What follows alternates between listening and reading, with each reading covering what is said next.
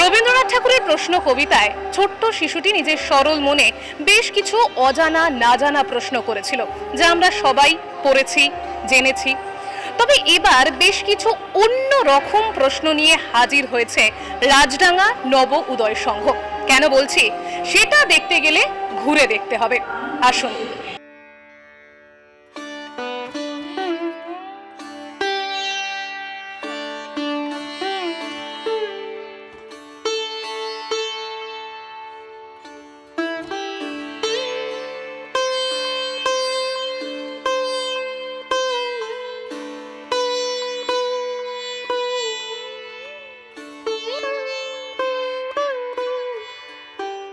এবারে থিম প্রশ্ন। অ্যাকচুয়ালি প্রশ্ন আমার কাছে একটা শব্দ, জানি প্রশ্ন আমার, যদি প্রশ্ন কোনো ফর্ম নেই, ক্যারেক্টার নেই, আমি সেই ক্যারেক্টারটাকেই বুঝিয়েছি একটা প্রশ্ন কীরকম হতে পারে, কীরকম দেখতে হতে পারে, আমি সেটাকেই এখানে দেখিয়েছি। এখানে মেন প্রশ্ন যেটাকে বলা হচ্ছে একটা নারী পুরুষের মধ্যে যে দ্বন্দ্বটা, সেটাকেই এখানে দেখানো হয়েছে। যে ছেলে বলছে আমি বড়, মেয়ে বলছে আমি বড়, কিন্তু একে অপরের পরিপূরক, সেরকম একটা জায়গা ধরে এই জায়গাটাকে দেখানো হয়েছে। এবং যে প্রশ্ন যে শব্দটা বলছি, এখানে এলে প্রশ্নর সঙ্গে রিলেট করে যে এলিমেন্টসগুলো ব্যবহার করব, সেইগুলোই আমি এখানে করেছি এবং সেই জায়গাটায় ফুটিয়ে তুলেছি। একটা খুব ছোট্ট বলতে পারি, একটা শিশু যখন থাকে সেই সময় তাকে আমরা শিশু বলি। সে যখন আস্তে আস্তে বড় হয়, 4 বছর 5 বছর হয়, তখন তাদের মধ্যে যে মেল ফিমেল, ছেলে মেয়ে ক্যারেক্টারটাকে আমাদের ফ্যামিলি থেকেই তৈরি করা হয়। এবং ছেলেকে বলা হচ্ছে তুমি পুতুল খেলো না, মেয়েকে বলা হচ্ছে তুমি ফুটবল খেলো না।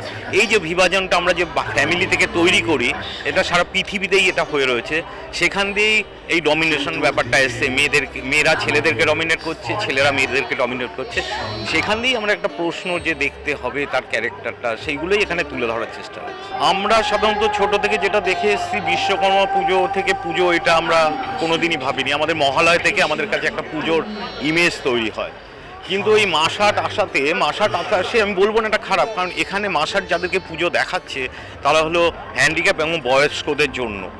এবং তারা তো ওই সময় পুজোর ভিড়ে দেখতে পারে না, যে ওই ভিড়ের মধ্যে তাদের ঢোকাটা খুব অসুবিধা হয়। সেই কারণেই আমারও একটা ঠিক আছে, এটা আমি যদি আরও 4-5 দিন বা 1 সপ্তাহ আগে থেকে মোটামুটি একটা জায়গা তৈরি করে ফেলি, তারা এরা অন্তত দেখতে পাবে। জেনারেল পাবলিক ওরা তো ভিড়ের মধ্যে আসতেই পারবে। সেই উদ্যোগটা আমার খুব ভালো লেগেছে, যে ওদের দেখার জন্য এটা খুব দরকার।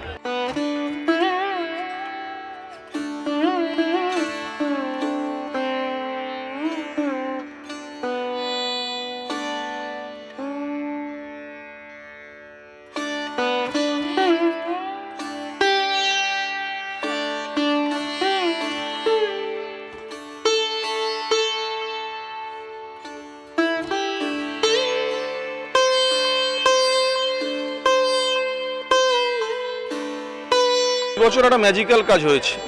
ম্যাজিক্যাল কাজ হয়েছে বলতে একটা দুঃসাহসিক কাজ হয়েছে, যেটা কলকাতার দুর্গাপুজোর ইতিহাসে এর আগে হয়নি।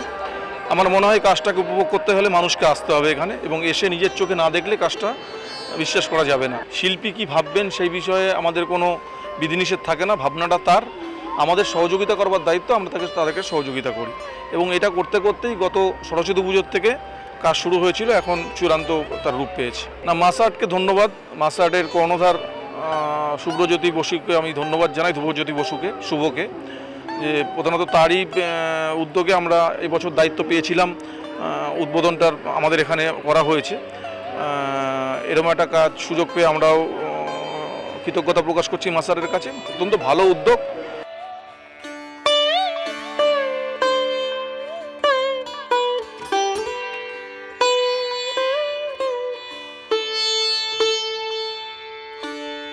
প্রত্যেকটা মুহূর্তে আমাদের সবার মনেই বেশ কিছু প্রশ্ন অনেক সময় উঠে আসে, যার উত্তর অনেক সময় পাওয়া হয়, আবার অনেক সময় না পাওয়া থেকে যায়। তবে এবার প্রশ্নের উত্তর খুঁজতে গেলে কিন্তু আসতে হবে রাজডাঙ্গা নব উদয় সংঘে। ক্যামেরায় অমিতাভর সঙ্গে রিয়াজ রিপোর্ট, এস নিউজ।